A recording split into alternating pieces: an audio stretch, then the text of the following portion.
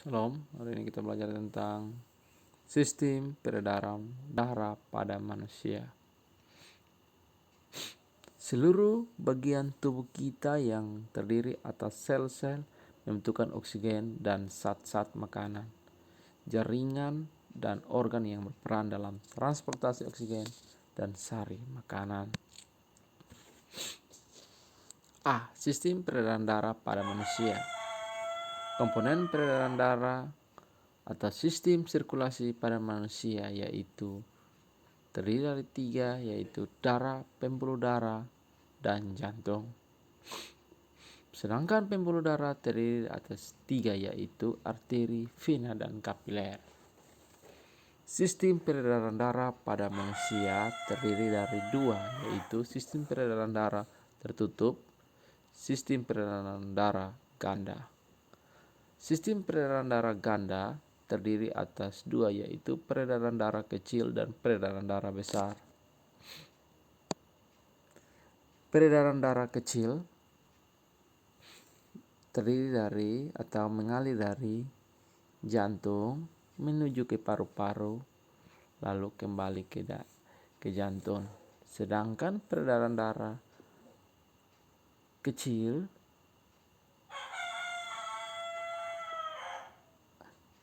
peredaran darah besar yaitu dari jantung ke seluruh tubuh lalu kembali lagi ke jantung. Lanjut. 1. Darah. Aliran darah pada tubuh manusia. Di dalam plasma darah terdapat sel-sel darah merah atau eritrosit, sel darah putih atau leukosit, dan keping merah darah atau trombosit. Di dalam tubuh orang dewasa dengan berat badan 65 kg, volume darahnya lebih kurang 5 liter atau 1/13 berat tubuh.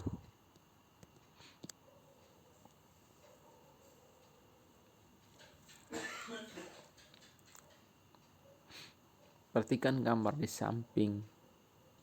Di situ ada nomor-nomornya.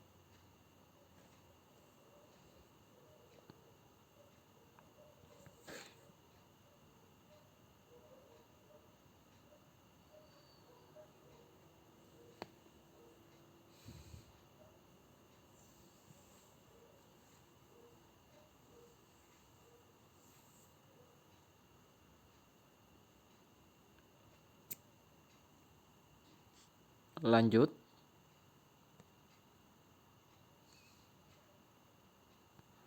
A. Fungsi darah. Alat pengangkut, yaitu dapat mengangkut sel darah merah dan plasma darah. Sel darah merah, di dalam sel darah merah itu terdapat oksigen dan karbon dioksida. Sedangkan dalam plasma darah yaitu terdapat zat makanan, zat-zat sisa, dan hormon. Alat pertahanan tubuh yaitu sel darah putih. Seperti kalau orang dapat penyakit itu berarti sel darah putih yang berperan di situ untuk menyembuhkan penyakit. Atau sel darah putih itu ada 2, yaitu memakan bibit penyakit dan membentuk antibodi. Pengatur suhu tubuh yaitu darah membawa panas dari dalam tubuh menuju kulit untuk dilepaskan.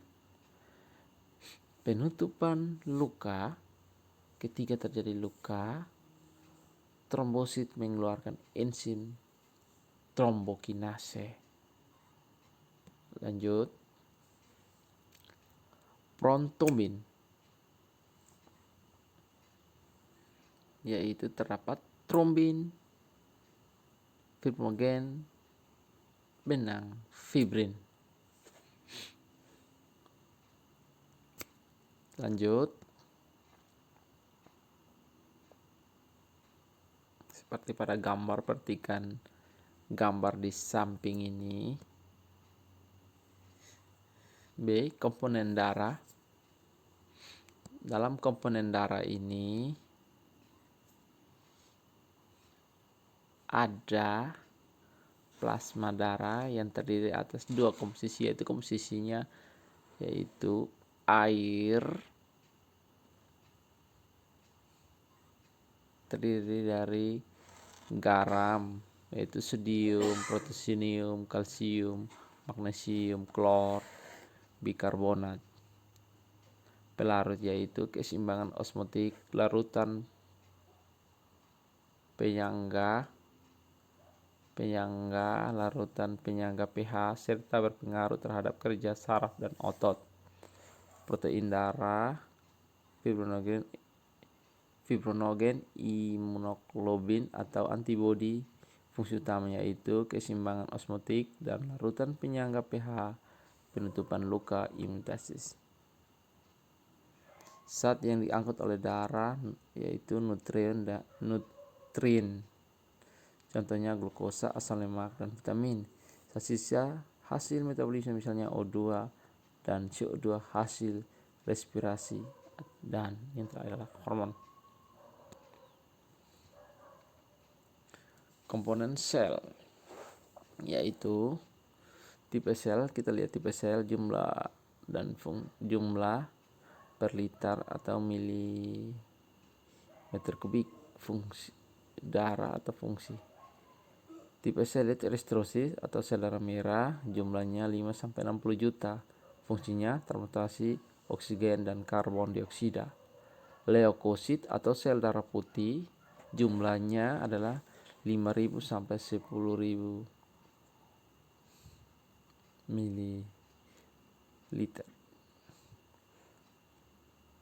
milimeter kubik. Pertahanan dan kekebalan tubuh itu fungsinya.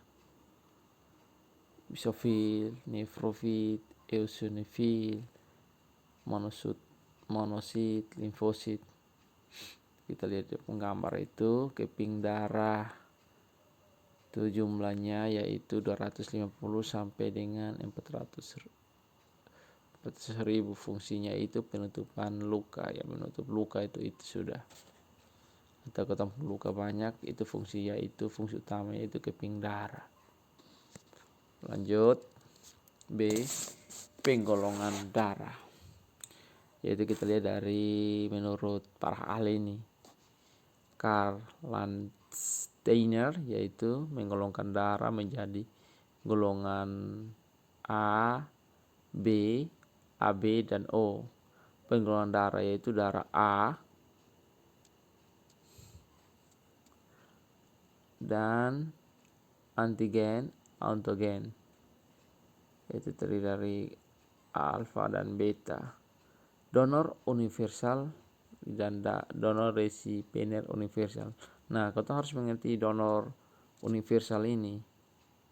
Universal artinya dia mendonorkan darah ke semua golongan darah. Dia bisa donor ke darah A, dia bisa donor ke darah B, bisa donor ke darah O dan AB. Dia bisa memberikan darah ke semua darah. Sedangkan resipiener universal, dia tuh hanya menerima darah hanya dari golongan darah AB saja. Lanjut, pembuluh darah. Kita lihat, perhatikan gambar di samping, yaitu pembuluh darah itu ada dua, yaitu arteri dan vena. Itu arteri itu ada endotelium, otot polos, jaringan ikat, arteriot. Sedangkan pembuluh darah vena itu kita sudah lihat di situ. Perhatikan semua di situ. Perhatikan dia punya warna. Dalam itu ada kutub, dia mengalir dari venula. Lanjut, pembuluh darah nadi atau arteri berdasarkan ukurannya itu terbagi menjadi aorta, arteri, dan arteriot. Sedangkan berdasarkan macam yaitu pembuluh nadi tubuh, pembuluh nadi paru-paru atau arteri pulmonalis, pembuluh balik atau vena terdiri atas pembuluh balik bagian atas, vena cava superiori, habis pembuluh balik bagian bawah, pembuluh balik paru-parus, pembuluh kapiler atau tempat terjadinya pertukaran zat antara darah dan jaringan. Berikut kita lihat di jantung, dia yang memompa darah ke seluruh tubuh. Ini fungsi dari jantung ini. Kita lihat baik-baik fungsi dan struktur jantung ini. Kita lihat baik nomor tersebut. Dari nomor 1, nomor 2, 3, 4, dan seterusnya.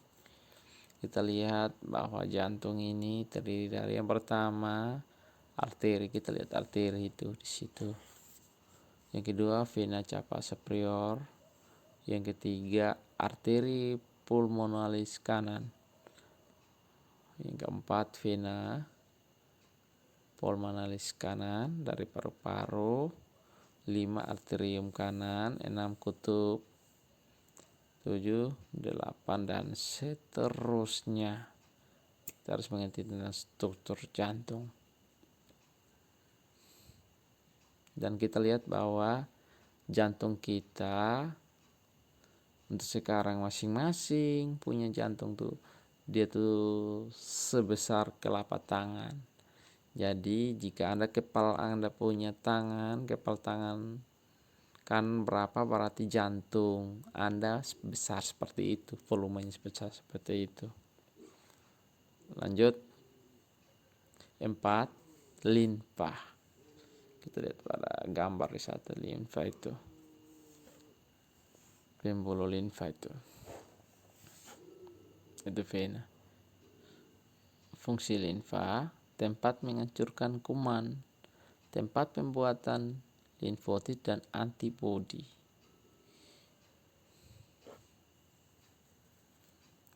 Lanjut.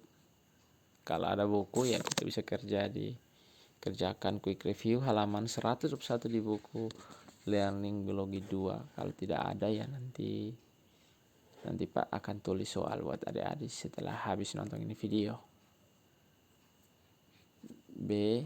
Gangguan pada sistem peredaran darah.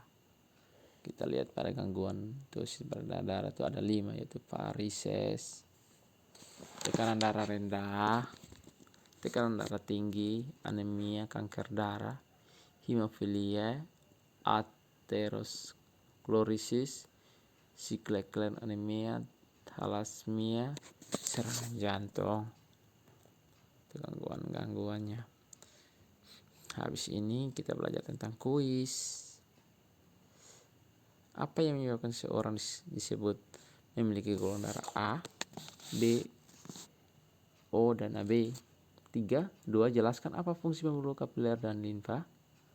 3. Jelaskan apa yang dimaksud dengan penyakit sickle cell anemia dan thalassemia.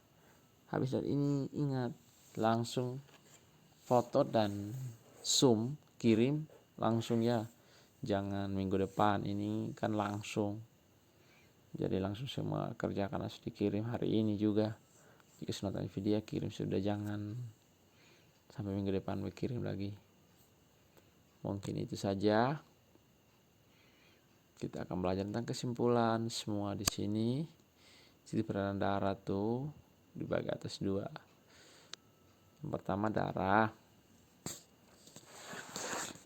yaitu plasma darah, sel darah. Sedangkan pembuluh darah yaitu pembuluh nadi, pembuluh balik, pembuluh kapiler. Jantung itu ada 2, antrenium dan vertikel, eritrosit dan leukotrombosit, itu yaitu sel darah.